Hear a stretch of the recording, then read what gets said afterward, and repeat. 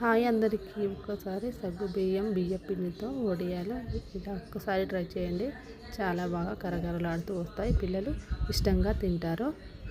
ఈ సగం గ్లాస్ తోటి ఒక సగం గ్లాసు బియ్యం పిండి తీసుకున్నానండి. ఇది ఒక 1 అవర్ ముందే నానబెట్టి పక్కకి పెట్టేసుకున్నాను. నేను ఒక వెడల్పాటి గిన్నె తీసుకొని అందులో ఇంతకుముందు చూపించిన గ్లాస్ తోటి 7 గ్లాసుల నీళ్ళు పోసుకొని ఒక జీలకర్ర ఉప్పు వేసుకొని స్టవ్ మీద పెట్టుకొని ఒక 10-15 నిమిషాలు స్టవ్ మీద అలానే ఉంచేసుకోండి.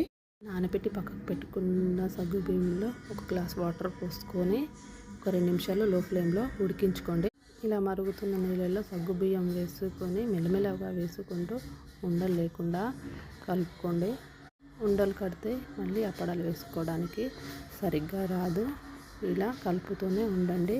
మినిట్స్ పొయ్యి మీద ఉంచుకున్న తర్వాత ఇలా ఒక్కసారి చూసుకొని నేను వాటర్ పోసుకున్న గ్లాస్ తోటి ఒక సగం గ్లాసు బియ్యం పిండి తీసుకొని ఒక సగం గ్లాసు వాటర్ తీసుకొని కలుపుకొని ఆ మిశ్రమాన్ని ఇందులో వేసుకొని ఉండలు లేకుండా ఇలా జారుడుగా కలుపుకొని ఇలా వచ్చేంత వరకు స్టవ్ మీద పెట్టుకొని ఇలా వచ్చే వరకు స్టవ్ మీద పెట్టుకొని స్టవ్ ఆఫ్ చేసుకొని గిన్నెలోకి ట్రాన్స్ఫర్ చేసుకొని ఇలా నేను చూపించిన విధంగా నేను ప్లాస్టిక్ దాని మీద వేసుకుంటున్నానండి. క్లాత్ ఉంటే మీరు క్లాత్ మీద కూడా వేసుకోవచ్చు, ఇలా ప్లాస్టిక్ దాని మీద కూడా వేసుకోవచ్చు.